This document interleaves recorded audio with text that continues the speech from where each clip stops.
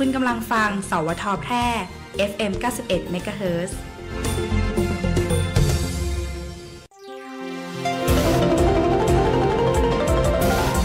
วิทยุแห่งประเทศไทยให้ความรู้คู่ความสุขท่านผู้ฟังกำลังให้เกียรติติดตามรับฟังสถานีวิทยุกระจายเสียงแห่งประเทศไทยจังหวัดแพร่สำนักประชาสัมพันธ์เขต 3 กรมประชาสัมพันธ์ทำการส่งกระจายเสียงด้วยระบบ FM Stereo Multiplex ความถี่ 91 เมกะเฮิรตซ์จากที่ทำการอาคารสถานีบ้านสองแควหมู่ที่ 7 ตำบลป่าแมดอำเภอเมืองจังหวัดแพร่จากนี้ไปขอเชิญท่านรับฟังรายการคณะกรรมการธรรมาภิบาลพบประชาชนโดยคณะกรรมการธรรมาภิบาลจังหวัดแพร่ครับ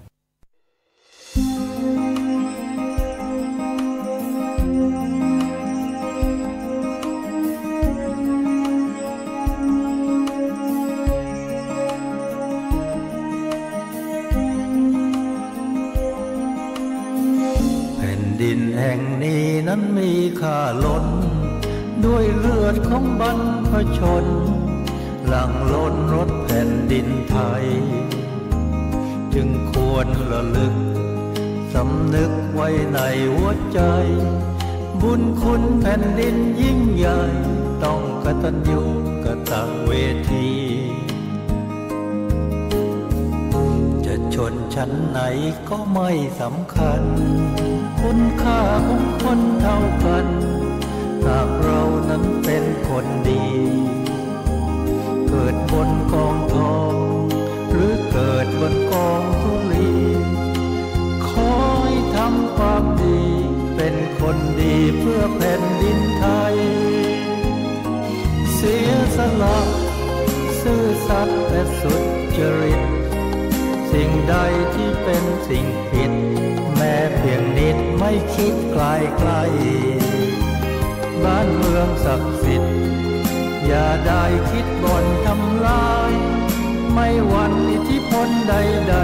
ๆชาติไทยเราต้องเห็นห่วงเหนื่อยยากแค่ไหนก็อย่านายหนีจงยึดถือความดีเหมือนมณีประดับสวงพื้นแผ่นดินไทยบุญคุณมากมายใหญ่หลวงขอให้คนไทยทั้งปวงทำดีตอบแทนแผ่นดิน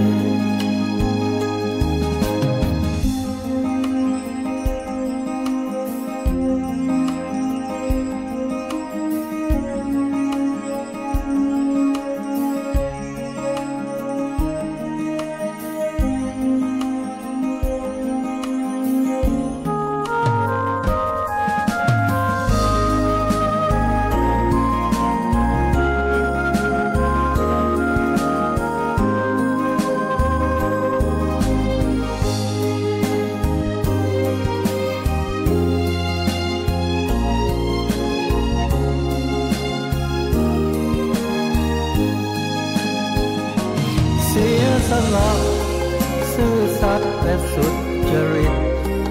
สิ่งใดที่เป็นสิ่งผิด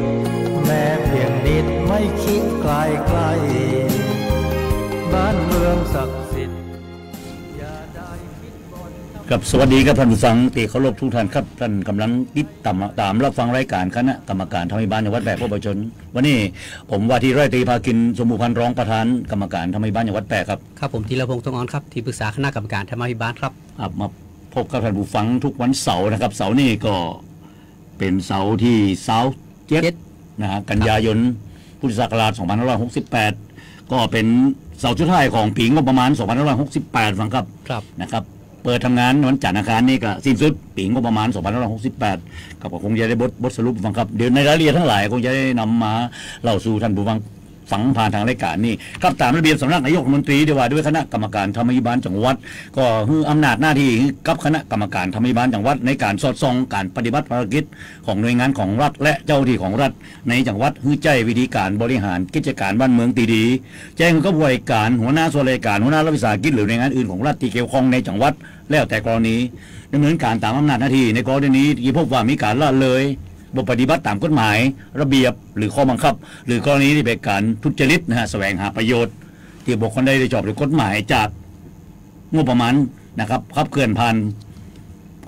โครงการทั้งหลายนะครับกิจกรรมทั้งหลายซึ่งเป็นเงินภาษีอากรของพี่น้องประชาชนประการที่3เสนอแนวทางการปฏิบัติและการส่งเสริมตามหลักคุณธรรมจริยธรรมและหลักธรรมาภิบาลเพื่อการบริหารกิจการบ้านเมืองตีดีคือกับหน่วยงานของรัฐและเจ้าหน้าที่ของรัฐ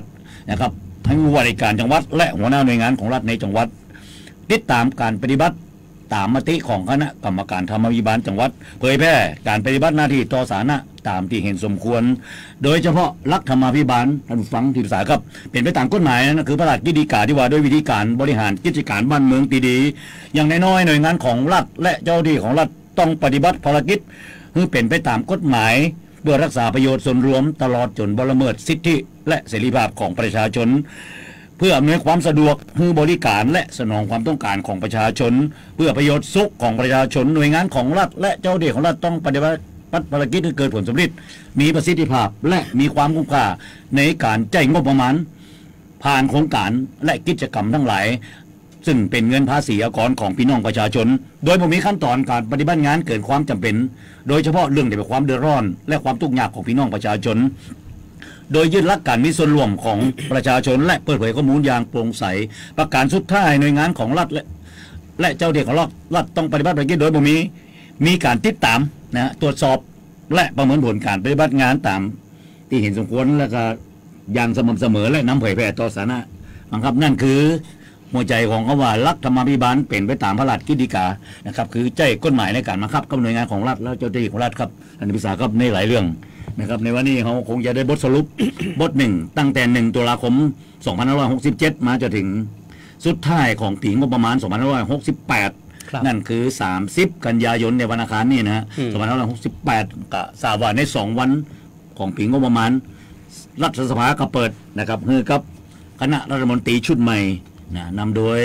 พระท่านอนุทินชาญวีรกุลท่านนายกนะครับรัฐมนตรีของประเทศไทยคนที่32ครับได้แถลงนโยบายต่อรัฐสภาเป็นไปตามรัฐธรรมนูญนะครับ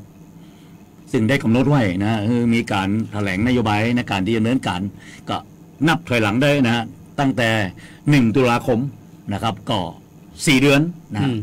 120 วันนะถ้าอูสั้นๆฟังครับก็คงติดตามดูครับนะถึง120 วันที่จะถึงนี่นะว่านะครับจะเกิดอย่างขึ้นจะมีการเปลี่ยนแปลงหรือปฏิรูปอย่างที่สามารถที่จะแก้ปัญหานะครับเฉพาะหน้าโดยเฉพาะปัญหาเรื่องของเศรษฐกิจปากต้องของพี่น้องประชาชนขึ้นนะครับตลาดร้านค้าทั้งหลายเงียบนะที่ผ่านมานะครับบ่เกิน 2-3 ทุ่มนะครับก็บอกได้ว่าถนนแทบจะทุกสายนะครับเงียบสนิทนะครับนี่คือสิ่งที่เกิดขึ้นในภาวะเศรษฐกิจแบบนี้ก็จริงๆเป็นภาพรวมนะครับของโลกใบนี้ด้วยซ้ำแต่ว่านะครับในส่วนของประเทศไทยเขาก็เป็นเรื่องที่น่าจะต้องติดตามในเรื่องนี้ฟังครับหลายเรื่องโดยเฉพาะการขับเคลื่อนโครงการทั้งหลายนะครับซึ่งเป็นกิจกรรมโดยงบประมาณซึ่งเป็นเงินภาษีอากรของประชาชนทราบว่าในระยะ120 วันที่ถึงนี้จะมีการเคาะในเรื่องโครงการคนละครึ่งคนละครึ่งนะครับนั่นคือเรื่องของการจ่ายเงินนะครับคือกับนะครับพี่น้องประชาชนบอกว่าจะเอาในส่วนของ14 ล้านคนก่อนนะครับที่ถือบัตรสวัสดิการแห่งรัฐนะครับก็คือนั่นคือคนละเกินนะครับก็รัฐนะครับโอนเงินเข้ามาในบัญชีคือ 3,500 บาทนะครับเจ้าของบัญชีต้องมีเงิน 3,500 บาทไว้รองรับท่านก็สามารถที่จะซื้อของได้ในราคารวมกันแล้วคือ 7,000 บาทแต่ความจริงแล้วท่านจ่ายเพียง 50% ก็คือเป็นเงินของท่านอยู่ในบัญชี 3,500 บาทอย่างที่เกิดขึ้นในสมัยของท่านนายกพลเอกประยุทธ์จันทร์โอชาครับที่เกิดขึ้นนะฟังครับก็คงจะติดตามเรื่องนี้ดูนี่คือนะครับปัญหาเฉพาะหน้าถามว่าเงินในงบประมาณปี2568นะครับจริงๆแล้วเงินเหลืออยู่เกือบ150,000 ล้านที่จะเอามาแจกนะครับดิจิตอลวอลเล็ต 1,000 บาท10,000 บาทนะครับคือครับ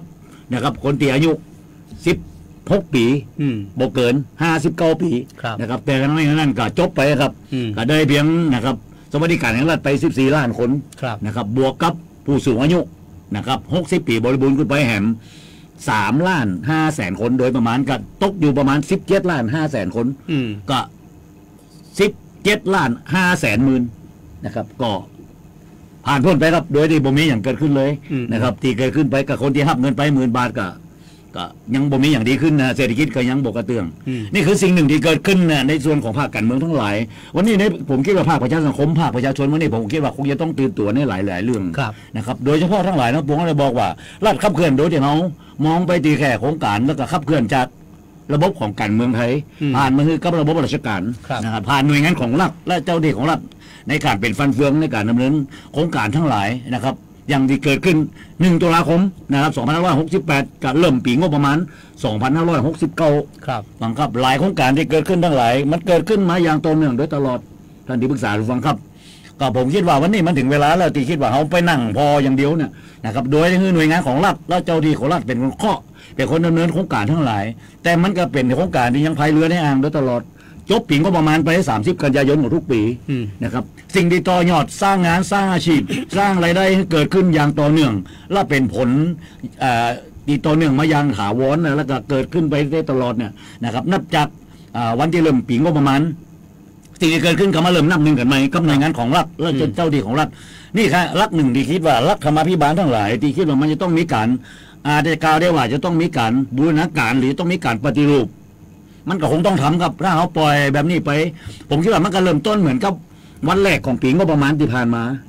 ท่านฟังครับเนี่ยสิ่งที่เขามาช่วยกันคิดนะฮะคิดว่าวันหนึ่งนะเหตุการณ์ทั้งหลายเราเนี่ยมันจะย้อนกลับมานะครับหลอกหลอนเขาโดยตลอดในทุกปีงบประมาณนะฮะผมคิดว่าวันนี้ภาคประชาชนเนี่ยนะต้องบอกว่าภาคประชาชนซึ่งเป็นเสียงส่วนใหญ่นะครับของประเทศนี่นะครับคงจะต้องหันกลับมาคิดกันแล้วครับว่าโครงการทั้งหลายผมมาดูที่จังหวัดแพร่กับเป็นที่น่ายินดีนะท่านผู้ว่าการจังหวัดนะครับท่านสมชัยนะก็ได้มองเห็นในเรื่องของความคุ้มค่าในการใช้จ่ายงบประมาณโดยเฉพาะงบพัฒนาจังหวัดซึ่งเป็นพื้นฐานที่สุดนะครับงบตีขึ้นกับในส่วนของภูมิภาคโดยกับผู้ว่าการจังหวัดขับเคลื่อนในระดับจังหวัดไปให้สู่แต่ละอำเภอนะครับจะผ่านงบประมาณไปให้กับในส่วนของท้องถิ่นบางส่วนนะครับหรือจะผ่านงบประมาณไปให้กับในส่วนของภูมิภาคคือนายอำเภอนะครับผ่านไปทางท่านผู้ใหญ่บ้านท่านกำนันทั้งหลายเป็นงบประมาณแต่จริงก็เป็นงบประมาณที่น้อยนิดนะบ่ได้มากมายอย่างทั้งหลายเพราะมันไปทับซ้อนอยู่กับในส่วนขององค์กรปกครองส่วนท้องถิ่นบอกว่าจะเป็นอบตบอกว่าจะเป็นเทศบาลบอกว่าจะเป็นอบจนะครับงบประมาณมาทับซ้อนกันอยู่แต่งบจากผู้ว่าทั้งหลายในแต่ละปีงบประมาณนะครับใน77 จังหวัดเนี่ยฟังครับกระถูกโอนมาจากงบส่วนกลางนะครับก็เป็นงบที่มาจากส่วนกลางทั้งหมดนะมอบเพื่อกับทางในส่วนของผู้ว่าการจังหวัดเราแจ้งเขาว่างบพัฒนาจังหวัดนะครับของทุกจังหวัดอย่างจังหวัดแพร่ของนะครับถ้าจะย้อนกลับไปหน่อยจะเปรียบเทียบเพิ่งเห็นฟังครับนะในปีงบประมาณ2568นะครับในส่วนของงบผู้ว่าการจังหวัดเนี่ยผมมาอู้ถึงงบรายจ่ายประจำนะมาอู้งบรายจ่ายไปการลงทุนทั้งหลายนะเอาในงบประมาณมาถึงงบในอยู่ที่ประมาณ203 ล้านบาท203 ล้านบาทฟังครับก็เป็นงบในการลงทุนในการจัดซื้อจัดจ้างอยู่142 ล้านบาทเศษนะแล้วก็มาเป็นงบดำเนินการเป็นงบจิตใจในการดำเนินการทั้งหลายนะผมจะเอามาจัดซื้อจัดจ้างนะดำเนินการในแต่ละโครงการอยู่60 ล้านรวมแล้วก็203 ล้านนะครับฟังครับทราบว่างบพัฒนาจังหวัดของเราเนี่ยนะได้เอาไปให้กับหน่วยงานโดยเฉพาะแขวงทางหลวงแปรคือกับในส่วนของทางหลวงชนบทแปรนะครับในการดำเนินโครงการทั้งหลายเนี่ยในวงเงินถึงเกือบ103 ล้านฟังครับใน203 ล้านเนี่ยนะจาก142 ล้านในการงบลงทุนนะครับกะผ่องทายไปให้กับใน2หน่วยงานในของจังหวัดแพร่ของเราเนี่ย2โครงการเนี่ยเป็นโครงการที่เกี่ยวกับเรื่องอย่างถ้าเป็นทางหลวงท่านดูศึกษาก็ทางหลวงชนบทคือเรื่องอย่างสร้างถนนมันก็คือสร้างทางหนุนก่อสร้างถนนคอนกรีตเสริมเล็กสร้างถนนแอสฟัลติกคอนกรีตนะปรับปรุงนะครับถนนแอสฟัลติกคอนกรีตในวงเงินนะครับตีได้กำหนดไว้นะหลายโครงการเพื่อการจราจรทั้งหลายนะครับก็คือเรื่องของไฟทั้งหลายไอ้ระบบสัญญาณไฟทั้งหลายในต่างสี่แยกทั้งหลายท่านเจี๊ยบว่าโครงการแล้วเนี่ยจริงๆเป็นอยู่ในทางหลวงแผ่นดินนะฟังครับแล้วก็เป็นบางทีอยู่ในทางหลวงชนบทก็จริงนะครับแต่ไฟทางเราเนี่ยกลับมาใจงบประมาณของจังหวัดงบพัฒนาจังหวัดฟังครับทั้งดีนะฮะในส่วนของกรมทางหลวงในส่วนของกรมทางหลวงชนบทซึ่งอยู่ในส่วนกลางในกระทรวงคมนาคมทั้งหลายเนี่ยฮะในแต่ละปีงบประมาณเนี่ยนะกระทรวงคมนาคมโดยเฉพาะกรมทางหลวงกับกรมทางหลวงชนบทมีงบประมาณในการขับเคลื่อนเนี่ยเป็นหลักแสนล้านนะครอบคลุมทั้งประเทศไทยของเขาแต่ผลสุดท้ายนะฮะโครงการแล้วเนี่ยกับเอามาโครงการแล้วเนี่ยมาจ่ายเงินของพัฒนาจังหวัดซึ่งเป็นงบที่อนุมัติโดยนะครับ ผู้ราชการจังหวัดในสิ่งที่เกิดผมว่านี่นะครับ ในส่วนของภาคประชาชนโดยเฉพาะในส่วนของคณะกรรมการอภิบาลจังหวัดเขาเนี่ยมองเห็นว่าในสิ่งเหล่านี้มันบอกควรจะเอาไปลงมือกับหน่วยงานเหล่านี้ควรจะลงมือกับหน่วยงานที่เกี่ยวข้องกับพี่น้องประชาชนเพราะว่าจะเป็นสร้างงานสร้างอาชีพนะครับสร้างรายได้ในแต่ละหมู่บ้านในแต่ละหลังคาเรือนหรือในแต่ละตำบลนะครับเพื่อเกิดเป็นรูปธรรมที่ชัดเจนบอกควรจะเอางบประมาณไปฝากหรือมอบไปให้กับในส่วนของนะครับทางหลวงแปรทางหลวงชนบทแปรแบบนี้นะครับผมคิดว่าในสิ่งเหล่านี้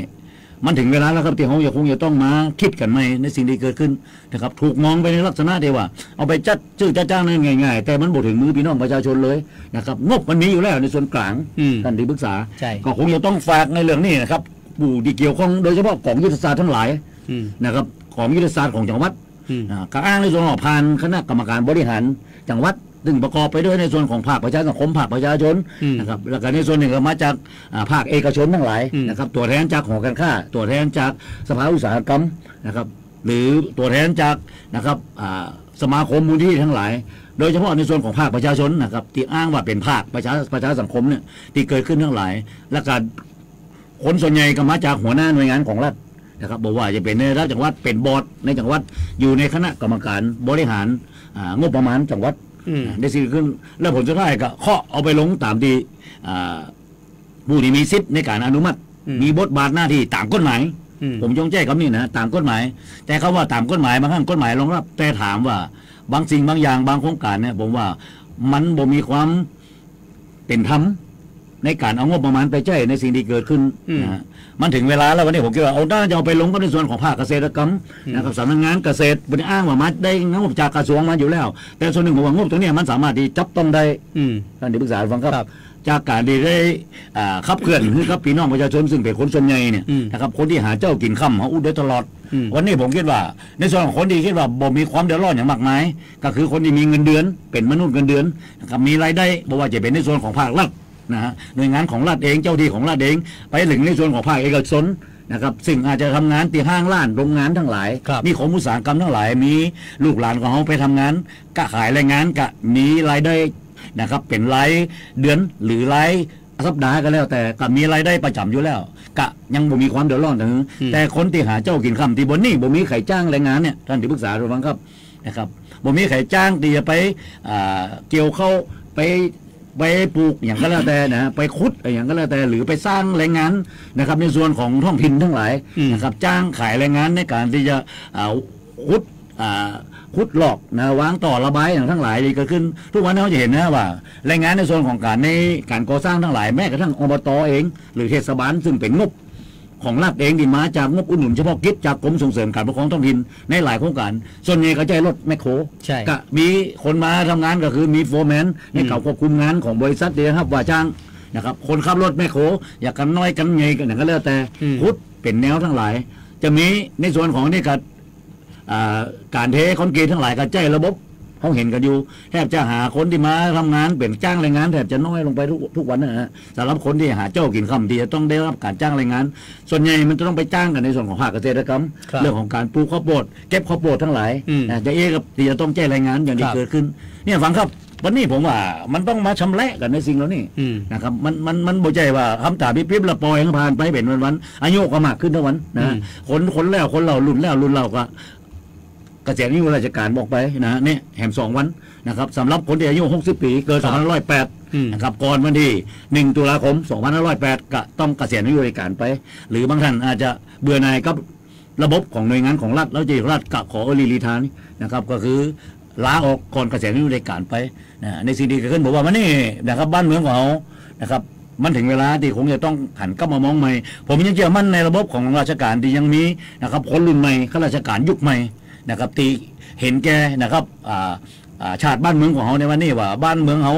ถ้าขืนจะต้องปล่อยแบบนี้ไปตลอดผมคิดว่ามันคงยังบ่มีอย่างดีขึ้นครับแล้วก็แก่เท่าไปนะครับจบไปส่งต่อให้ลูกหลานเหลนของเขาไปแต่สิ่งมรดกที่เขาได้รับแล้วไปดำเนินการถ้าเขาบ่เริ่มต้นในวันนี้นะครับเพื่อเกิดความสุจริต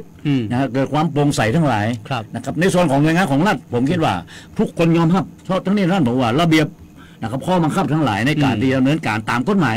มันมีอยู่แล้วบังคับในวันนี้นะผมคิดว่าลูกหลานเราทุกวันเนี่ยนะครับอย่างน้อยๆนะครับ บ่ต่ำกว่าปวชปวสอนุปริญญานะครับอนุหรือไปถึงปริญญาตรีนะครับบอกว่าจะห้องบัณฑิตก็แต่ผมว่าส่วนหนึ่งก็อยู่ในส่วนของ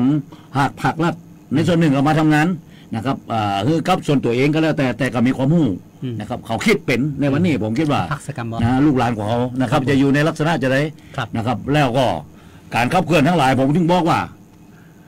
ทุนที่หนาที่สุดโดยตลอดคือทุนจากภาครัฐนั่นคือขับเคลื่อนจาก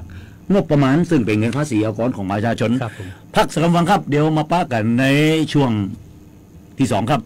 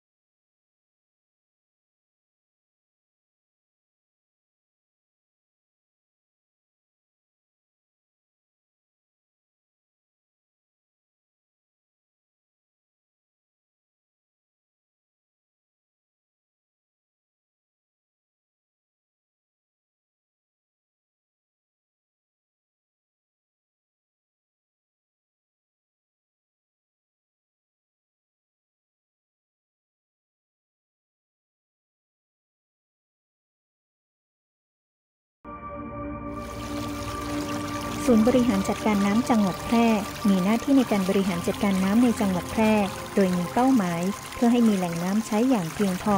สำหรับการดำรงชีวิตและการพัฒนาและเพื่อให้เกิดการใช้น้ำอย่างมีประสิทธิภาพและเป็นธรรมรวมถึงการอนุรักษ์แหล่งน้ำและการแก้ไขปัญหาน้ำท่วมศูนย์บริหารจัดการน้ำจังหวัดแพร่เข้าใจเข้าถึงพัฒนาเพื่อประชาชนติดต่อศูนย์บริหารจัดการน้ำจังหวัดแพร่โทร054-532-900หรือองค์การบริหารส่วนจังหวัดแพร่โทร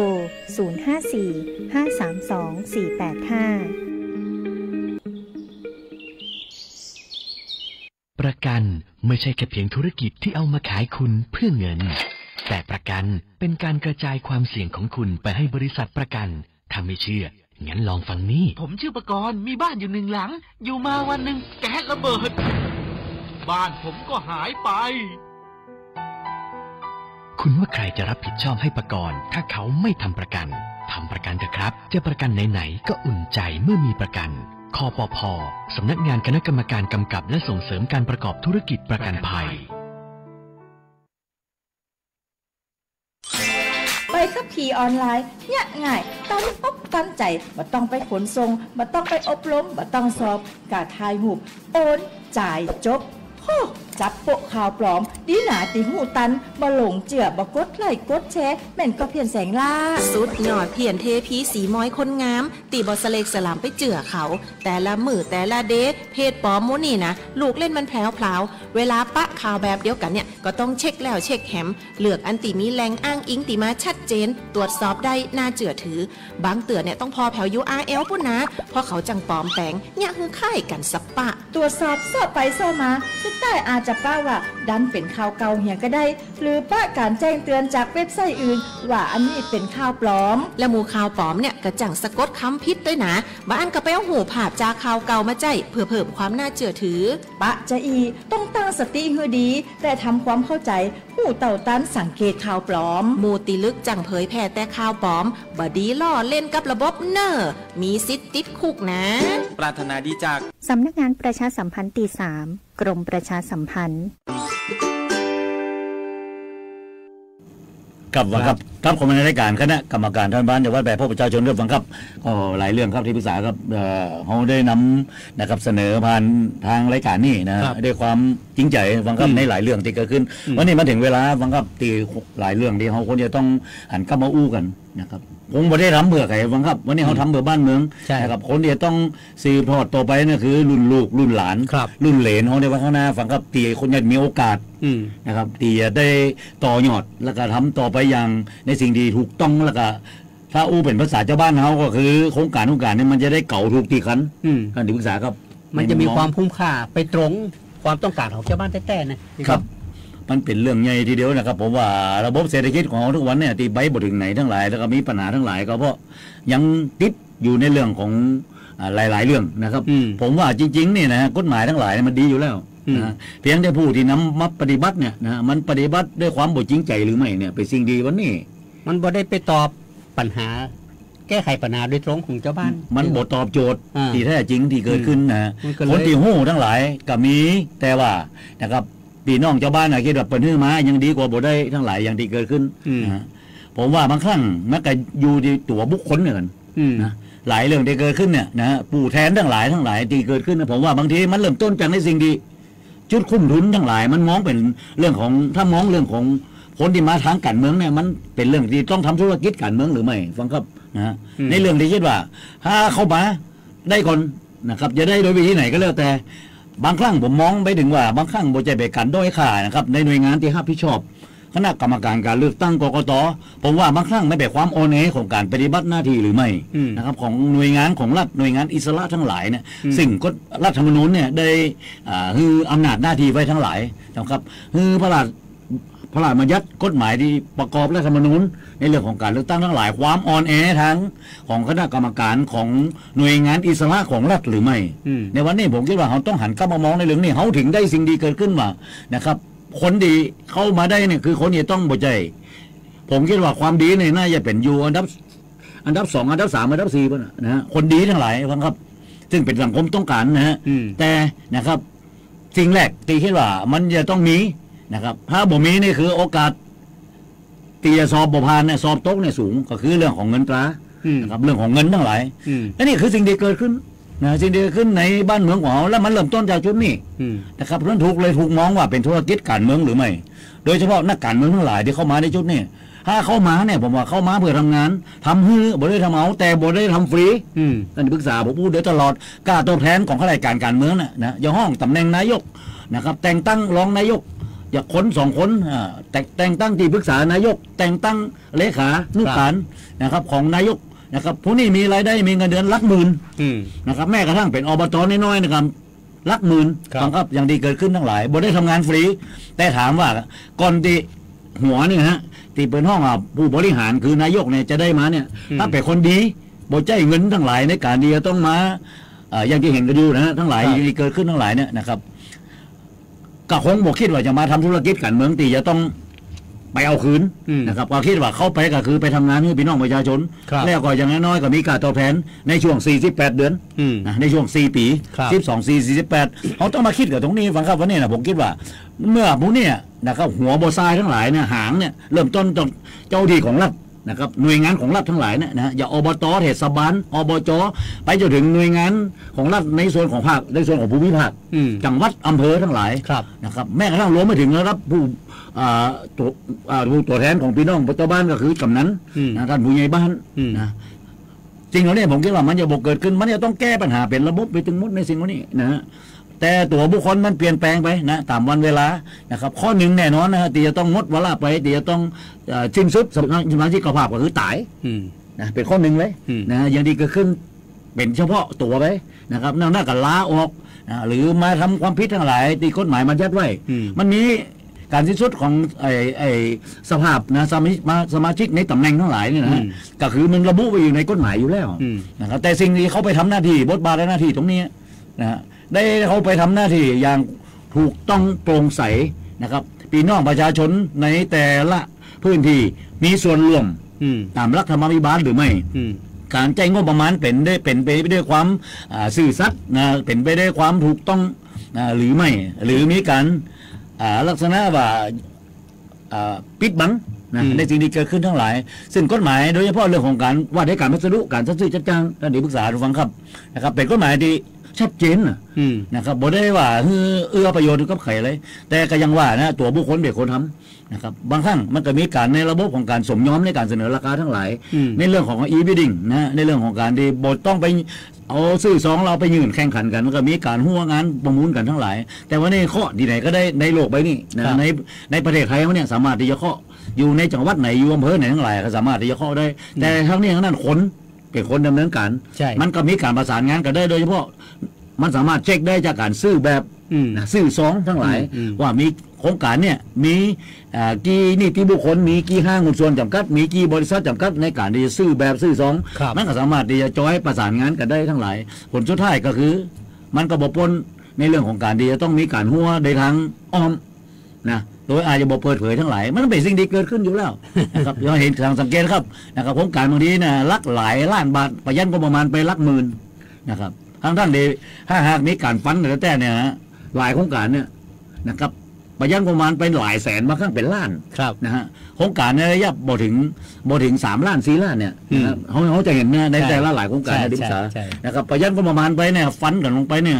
แต่เขาก็เป็นห่วงในเรื่องของคุณภาพนะครับเรื่องของคุณภาพวัสดุอุปกรณ์ทั้งหลายที่เอาไปใช้ในการดำเนินการในการจัดซื้อจัดจ้างอย่างที่เขาเห็นอยู่ฟันได้ราคาถูกแต่ทำคุณภาพนะครับปูนเกรด A 2A ก็เป็นเกรด C นะครับพอเทได้บอกกี่วันก็หน้าหล่นเป็นฝุ่นขึ้นมาอย่างที่เห็นอยู่นะครับอย่างโครงการที่เขาเห็นกันอยู่เนี่ยนะครับอยู่ที่ตำบลหนองงอนะอย่างที่เกิดขึ้นทั้งหลายก็จะติดตามอยู่ฟังครับในเรื่องนี้นะคงจะต้องหน่วยงานที่เกี่ยวข้องโดยเฉพาะปปชปปทจะต้องลงไปดูสตงจะต้องลงไปดูในสิ่งเหล่านี้นะว่ามันเกิดอย่างขึ้นนะครับกับโครงการนี้นะครับมาทำเมื่อมันถูกต้องยังมีเวลานะครับโครงการเหล่านี้มันบ่ใช่เป็นการไปตรวจสอบในสิ่งที่คิดว่าไปเกาะติดในสิ่งมันเป็นสิ่งที่คิดว่าพี่น้องชาวบ้านนะครับติดใจสัญจรไปมาพี่น้องชาวบ้านที่อยู่ในศอกฝากฟังของถนน600 เมตรเนี่ยนะได้รับผลกระทบนะครับเรื่องของสุขภาพนะไปสิ่งที่เกิดขึ้นคงจะต้องติดตามแล้วนี่ดูนี่หลายเรื่องได้ท่านผู้สามีในเรื่องไหนดีก็ต้องเอาเรื่องนี้เพราะตึงวันเนี่ยสังเกตใน Facebook เขาจะมีการบนกันมาตลอดเรื่องถนนหนทางถนนเส้นเนี่ยมากเลยเขาแสดงว่าเขาอึดอั้นตันใจมากนะเขาเล่าเรื่องมารายละเอียดยิบเลยผมอ่านดูแล้วมันเป็นอย่างตีแบบว่าถ้าเขาไปอยู่ตรงนั้นน่ะมันก็อาจจะเป็นหมื่นเขาก็ได้นะใช่ก็หมื่นเขาก็ได้นะใช่ก็ฮะเพราะว่าถนนก่อนหน้านี้ถนนเขาเล่าเลยบอกถนนมันดีอยู่อะเราไปถึงมาโครงการ8 ล้านกว่าบาทไปทำปุ๊บมันได้จะเนี่ยถามว่าโอ้บูฮูจะเล่าจะได้เนี่ยเล่ากันมาจะผมอ่านแล้วผมหดหูใจเลยนะปัญหาว่าจะต้องมาแก้ไขบริษัทยังบทแบล็คลิสต์นะสามารถดำเนินการได้บริษัทดำเนินการนี่นะมาแก้ไขอยู่ในช่วงสัญญาอยู่พร้อมรับผิดในความชำรุดบกพร่องทั้งหลายนะครับจะดำเนินการจะได้กันแล้วแต่ถ้าหากว่า ยอมเพื่อปั๊บไปเนี่ยนะซึ่งเงินบจีนักในการได้ประกันไปนะตีวางลักประกันไปกับปั๊บไปปัญหาว่าอบจจะต้องตั้งงบประมาณเข้ามาแก้ไขถึงหมดเลยแล้วก็เป็นงบประมาณซึ่งเป็นภาษีอากรจากองค์กรปกครองส่วนจากองค์การบริหารส่วนจังหวัดอาจจะต้องจ่ายเงินจ่ายขาดสะสมเงินรายได้รายรับของอบจเองมาแก้ไขปัญหานี่แล้วก็แบกลิสต์บริษัทนี้ไปนะครับแล้วก็ยึดเงินทั้งหลายซึ่งมันบ่คุ้มหรอกเพราะผมดูแล้วถนนเส้นนี้ถ้าจะแก้ไขมันบ่สามารถจะแก้ไขอย่างได้เลยนะครับจะทำได้อย่างเดียวก็คือต้องตุบแล้วก็เทคอนกรีตทำไมถึงมดนะต้องตุบกว้างถึงมดนะครับต่อระบายน้ำทั้งหลายต้องวางใหม่ต้องวางให้มันได้สโลปได้มาตรฐานตามหลักวิศวกรรมทั้งหลายในสิ่งที่เกิดขึ้นผมว่าวันนี้นะหน่วยงานที่รับผิดชอบวันนี้ผมคิดว่าจะต้องมีการดำเนินการเขาในส่วนของรัฐบาลมองอยู่นะเขามองเรื่องนี้อยู่ถึงความบ่ถูกต้องหนึ่งความบ่คุ้มค่าจากโครงการงบนี่เป็นงบอุดหนุนเฉพาะกิจตีมอบเพื่อกับองค์การบริหารส่วนจังหวัดแปรในวงเงิน8 ล้านกว่าบาทนะครับในระยะทางกว้างนะครับเหมือนเดิมแต่ยาว600 เมตรผ่านตลาดสดของตำบลเหมืองงอผ่านวัดเหมืองงอโรงเรียนซึ่งสองฝากฟังกับพี่น้องนะครับประชาชน2 หมู่นะครับที่จะต้องรับในเรื่องของมลพิษทั้งหลายโดยเฉพาะในเรื่องของน้ำขังนะครับเรื่องของถ้าหากแดดเปรี้ยงๆกับถนน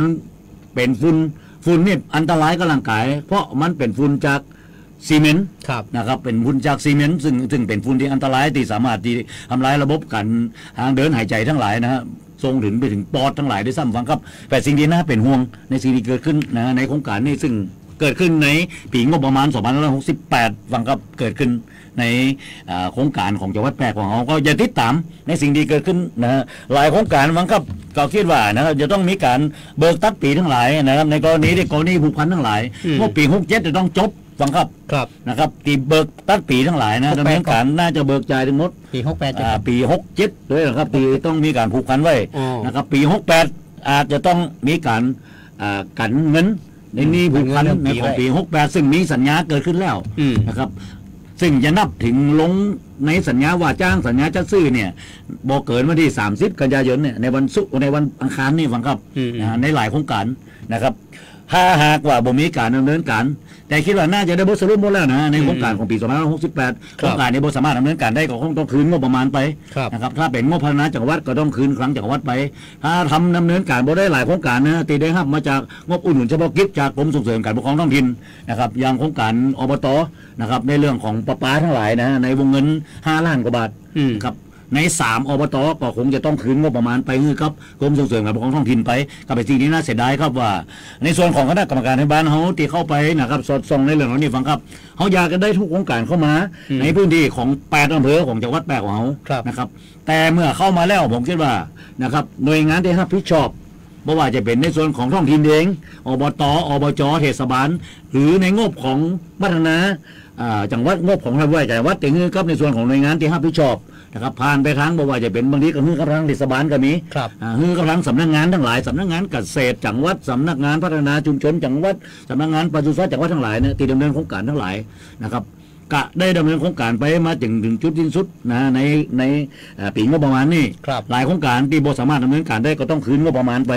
นะครับก็คิดว่าหลายโครงการนะโดยเฉพาะอย่างโครงการงบพัฒนาจังหวัดของผู้ว่าการจังหวัดนะจริงๆแล้วเป็นของงบประมาณของผู้ว่าการจังหวัดคนก่อนในปี2568ก็คือท่านหลังจากเคาะเรียบร้อยแล้วก็1 ตุลาก็ง่ายไปแล้วการเป็นผู้ว่าการจังหวัดลำปางสุจิเดชมีจันทร์ขอญาติเอ่ยน้ำแล้วก็ท่านสมชัยก็เข้ามาเป็นผู้ว่าการจังหวัดนะครับมาดูแลรับผิดชอบในโครงการของงบพัฒนาจังหวัดแปรของเขาปีงบประมาณ2568ซึ่งโครงการนี้ยอมรับว่าท่านผู้ว่าสมชัยอาจจะบ่ได้เป็นคนดำเนินการนะครับเป็นฮับช่วงต่อมาจะเป็นงบปี68ของผู้ว่าการนะครับผลปัจจุบันคงจะต้องเริ่มงบประมาณพัฒนาจังหวัดปี2569จะเริ่ม1 ตุลาคมเนี่ยในติดหน้าฟังครับในงบประมาณของผู้ว่าการจังหวัดนะครับในส่วนของคณะกรรมการในบ้านจังหวัดก็คงจะของบประมาณจากผู้ช่วยเลขาธิการนะฮะในโครงการพัฒนาจังหวัดแปรปี2569นะครับเขาจะเริ่มตั้งแต่ปีงบประมาณนะครับเพื่อจะได้มาดูว่าโครงการอย่างที่มันคนจะต้องรีบดำเนินการโดยจะดำเนินการในช่วง 2-3 เดือนสุดท้ายของปีงบประมาณถ้าทางถึงงบประมาณนะข้อแล้วเนี่ยฟังครับโครงการทั้งหลายเนี่ยครับเงินงบประมาณเนี่ยมารออยู่ที่ครั้งจังหวัดนั่นน่ะท่านผู้ฟังที่ปรึกษาครับแต่ สัญญาว่าจ้างสัญญาดำเนินการสัญญาซื้อจัดจ้างทั้งหลายที่TORเนี่ยมันเริ่มต้นตั้งแต่ขอโครงการแล้วก็ได้งบประมาณมาแล้วนะTORเนี่ยนะรายละเอียดทั้งหลายของโครงการทั้งหลายเพียงแต่รอการประกาศจากหน่วยงานที่รับผิดชอบนะครับจะมีการจัดซื้อจัดจ้างดำเนินการส่วนใหญ่ก็ไปว่ากันปุ้นเอาตอน3-4 เดือนสุดท้ายของปีงบประมาณมันเร่งรีบในการดำเนินการมาข้างก็ไปติดฤดูฝนเนี่ยท่านที่ปรึกษาท่านฟังครับผมคิดว่าวันนี้มันถึงเวลาที่เขาจะต้องมีการขับเคลื่อนและปฏิรูปนะในส่วนที่เกิดขึ้นในส่วนของภาคประชาชนเองเนี่ยนะถ้ามองทำตาปิ๊บๆแบบปัญญาฮือก็ดีแล้วแต่โบหูเลยว่าแต่ละโครงการทั้งหลายนะที่เกิดขึ้นเนี่ยนะครับว่าได้งบประมาณมาแต่จะได้บทดำเนินการจะได้บทเร่งรีบดำเนินการคือเปลี่ยนไปตามรัฐธรรมนูญโดยเฉพาะเรื่องเกี่ยวกับความเดือดร้อนและความทุกข์ยากของพี่น้องประชาชนทั้งหลายอย่างเดียวขึ้นผมบอกได้เลยว่าหน่วยงานของรัฐและเจ้าหน้าที่ของรัฐท่านขับเคลื่อนเป็นภาษีอากรของพี่น้องประชาชนอย่าไปสำคัญผิดนะโดยเฉพาะบางครั้งในส่วนของตำแหน่งทั้งหลายข้าราชการการเมืองทั้งหลายเนี่ยนะครับจะต้องไปสร้างภาพดราม่าทั้งหลายอย่างเดียวขึ้นผมคิดว่าวันนี้ท่านต้องมีความจริงใจในการที่เขามาทำหน้าที่ตรงนี้ทำว่าเนี่ยที่ท่านมีหน้าที่มีบทบาทหน้าที่มีตำแหน่งตามกฎหมายที่ให้กับท่านเนี่ยนะครับบ่ต้องไปคิดว่าทำไปเพื่อไปสร้างภาพเพื่อหวังว่าจะได้มีโอกาสได้เข้าตาพี่น้องชาวบ้านคนเขาข่าวของคนอยู่ในผลของงานทำไม่ได้ครับนะฮะอย่างน้อยๆที่ท่านขับเคลื่อนอยู่ตรงนั้นเนี่ยท่านเข้าไปทำงานเนี่ยบ่ได้ฟรีผมอู้เดี๋ยวตลอดเจ้าที่ของรัฐเองนะครับตำแหน่งตั้งแต่เริ่มต้นมาทั้งหลายนะแม้กระทั่งลูกจ้างประจำลูกจ้างชั่วคราวพนักงานราชการพนักงานหลายปีทั้งหลายนะครับจ้างหลายปีทั้งหลายก็เป็นเงินภาษีอากรของประชาชนทั้งหมดนะครับบ่ใช่เงินของใครบ่ใช่ของเงินคนอยู่ในตำแหน่งเพียงแต่มีหน้าที่ในการเซ็นถ้าเซ็นสิ่งที่บ่ถูกต้องบ่โปร่งใสทั้งหลายบ่ผ่านขั้นตอนอาจจะถูกเช็คบิน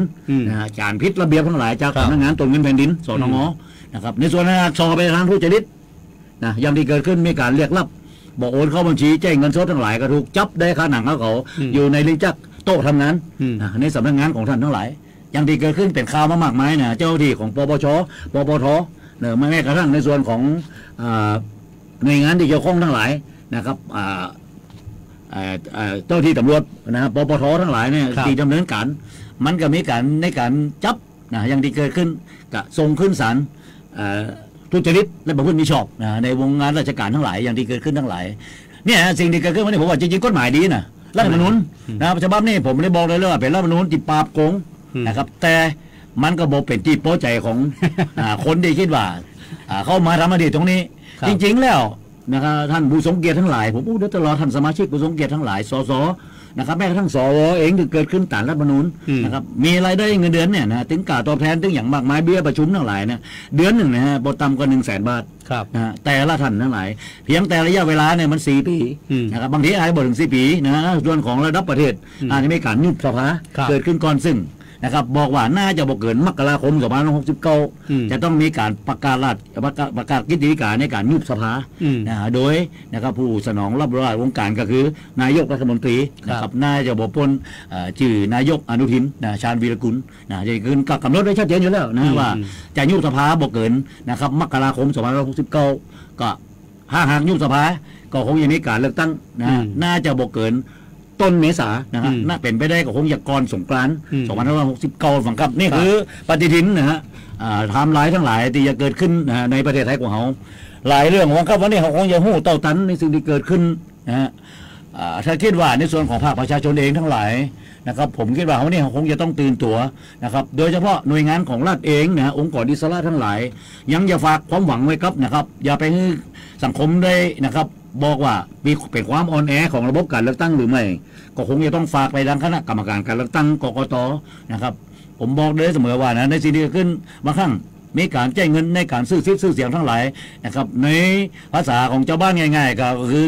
น้ำเปลี่ยนใจป่าเงินตราเปลี่ยนใจคนที่เกิดขึ้นโดยตลอดแต่เขาจะเห็นว่าหลังการเลือกตั้งแล้วมีการประกาศไปก่อนเอาไว้สอยทีหลังแต่บอกเคยเห็นว่ามันจะเกิดเป็นรูปธรรมที่ชัดเจนนะฮะผมคิดว่าก่อนประกาศการเลือกตั้งนะฮะยังเป็นทางการถ้ามีปัญหาในนี้หน่วยเลือกตั้งหรือเขตเลือกตั้งในแม้กระทั่งในส่วนของท้องถิ่นก็แล้วแต่จนใบเหลืองเลยนะครับใบเหลืองย้อนไปเลือกตั้งใหม่แล้วดูว่าจะซื้อรอบ2รอบ3นะครับถ้ามีรอบ2ยังมีเสียงอยู่แค่รอบ3ก็ได้นะครับจัดการเลือกตั้งผมคิดว่านะครับเขาจะทำให้บ้านเมืองเขาเนี่ยสะอาดขึ้นนะเขาได้คนดีนะครับคนดีที่แท้จริงนะอย่างเป็นรูปธรรม บ่ใจคนดีเป็นนามธรรมนะยังที่เกิดขึ้นทั้งหลายนะครับลักษณะแบบนี้แล้วก็เจ้าของที่เจ้าของเสียงผมขอโทษเขาครับในลักษณะใดต้องคิดในเพราะว่าเศรษฐกิจนะฮะเงินเนี่ยมาข้างน้อยนิดนะเงินเยียวยาเมื่อตะวันนี่นะในส่วนของเทศบาลเมืองแปรก็มีการเคาะจ่ายเงินครับทางตีโดนน้ำท่วมเมื่อ3 กรกฎาคมที่ผ่านมาครับในส่วนหนึ่งผมก็ไปผู้ประสบภัยคนหนึ่งนะครับดีไปรับ2 ข่าวเหมือนกันตะวันนี่นะครับก็บอกได้แล้วว่าเงินจากกรมบรรเทาสาธารณภัยทั้งหลายบ่ได้มาถึงเตี่ยก็ได้ทราบจากเทศบาลเมืองแปรว่าเป็นเงินที่ในส่วนของเทศบาลอาจจะจ่ายไปก่อนหรือสำรองจ่ายไปก่อนแล้วก็รอเงินโอนจากกรมบรรเทาสาธารณภัยหรือไม่นะฮะกระทรวงมหาดไทยนะครับก็ได้จ่ายไปก่อนนะครับเป็นการแก้ปัญหาเฉพาะหน้าไปก็ถือว่าเป็นส่วนหนึ่งครับที่ผมคิดว่าความล่าช้าในสิ่งเหล่านี้นะครับถ้าหากพอมีงบประมาณที่สามารถที่จะกันชวนเอามาจ่ายก่อนแล้วเดี๋ยวเอามาคืนก็มาคืนเนี่ยจากส่วนกลางเนี่ยมันก็เป็นเรื่องที่บ่มีปัญหานะครับแต่หลายเรื่องก็ต้องฝากว่านะในสิ่งที่เกิดขึ้นทั้งหลายผมว่าอย่าไปมองแต่พี่น้องประชาชนบางครั้งความเดือดร้อนทั้งหลายเศรษฐกิจทั้งหลายนะครับบางครั้งการเลือกตั้งทั้งหลายเมื่อเศรษฐกิจแบบนี้มันมีคุณภาพมันมีประสิทธิภาพแน่ในการจ่ายเงินนะครับเงินบ่มากาบ่เป็นนี่ไม่อาจจะเป็นมอตโต้ที่ใจได้กับเจ้าของที่เจ้าของเสียงนะครับแต่ทั้งนี้ทั้งนั้นผมว่าอย่าไปลื้อความอ่อนแอไปอยู่ในนะครับสำนักงานคณะกรรมการการเลือกตั้งนะผมคิดว่าความอ่อนแอจะต้องเกิดขึ้นนะครับวันนี้นะครับสังคมอาจจะดูเหมือนเขาจะถูกมองว่าด้อยค่าในสิ่งที่เกิดขึ้นผมคิดว่าเขาต้องสร้างนะครับค่าของหน่วยงานก็อยู่ที่ผลของงานที่เกิดขึ้นท่านทำงานทุกวันนี้นะทุกเดือนนะครับท่านมีรายได้นะครับเป็นมนุษย์เงินเดือนมีเงินเดือนประจำนะครับในส่วนของภาครัฐเองงบประมาณนะครับรายได้ที่ได้ครับจากพี่น้องประชาชนจากภาษีอากรกับคืนไปให้เป็นรายจ่ายประจำเรื่องของเงินเดือนทั้งหลายอย่างที่เกิดขึ้นโดยเฉพาะหน่วยงานของรัฐนะครับที่เกี่ยวข้องบอกว่าจะเป็นในระดับข้าราชการประจำตั้งแต่ปลัดกระทรวงลงมาจนถึงลูกจ้างประจำลูกจ้างชั่วคราวนะพนักงานราชการลูกจ้างหลายปีอย่างที่เกิดขึ้นทั้งหลายก็มีเงินเดือนนะครับที่จะโอนเข้าบัญชีครับพนักงานราชการท่านเจ้าที่ของรัฐทั้งหลายที่ทำงานกับภาครัฐเองนี่ฮะคือสิ่งที่เกิดขึ้นวันนี้ผมว่ามันถึงเวลาว่าในส่วนของพี่น้องประชาชนบางครั้งต้องหู้ต่อตั้งแต่คนส่วนใหญ่ของบ้านดีเมืองนี่นะครับตีบ่มีรายได้หาเจ้ากินค่ำถ้าบ่มีไข่จ้างกับวันนี้กับบ่มีรายได้แต่รายจ่ายต้องมีวันนี้ท่านเปิดสวิตช์ปุ๊บกาน้ำประปากาไฟฟ้าทั้งหลายในแต่ละเดือนก็ต้องจ่ายนะอย่างที่เกิดขึ้นมีใบแจ้งนี่มาแล้วนะครับอย่ากี่บาทกี่ร้อยก็ต้องจ่ายนะในสิ่งที่เกิดขึ้นใจโทรศัพท์วันนี้ผมไม่ใช่แค่โทรศัพท์อย่างเดียวมันก็ต้องใจอินเทอร์เน็ตทั้งหลายนะก็ต้องมีกาจ่ายกาอินเทอร์เน็ตกาโทรศัพท์มือถือทั้งหลายอย่างที่เกิดขึ้นก็เป็นรายได้เป็นรายจ่ายแต่รายได้บ่มีนะผมต้องฝากเรื่องนี้ไปตัวบังคับในหลายเรื่องด้วยความจริงใจครับในส่วนของการทำงานในส่วนของภาคของประชาชนโดยเฉพาะภาคประชาสังคมจากคณะกรรมการธรรมบาลจังหวัดนะเขาจะเอาเรื่องดีๆโดยเฉพาะตั้งแต่เดือนหน้าไปถ้าเป็นไปได้นะฮะงบพัฒนาจังหวัดที่เข้ามาสู่จังหวัดแปรของเขานะครับจะนำมาฝากคำฟังผ่านทางรายการนี่นะครับในปีงบประมาณ2568งบประมาณเข้ามาอยู่ในจังหวัดแปรเขาประมาณ5-6,000 ล้านบาทนะครับแต่เขายังต้องติดตามดูนะโครงการทั้งหลายเริ่มดำเนินการเป็นไงครับวันนี้รายการคณะกรรมการธรรมบาลจังหวัดแปรพวกประชาชนเวลาหมดเวลาเข้าไปป้าผ่านในปีงบประมาณ2569จากวันนี้ผมทนายภาคินชมพูพันธ์รองประธานกรรมการทำงานจังหวัดแปรครับครับผมธีรพงษ์ทองครับนำรายการกลับลาไปก่อนไปป้ากันครับในวันเสาร์หน้าสำหรับเสาร์นี้สวัสดีครับสวัสดีครับ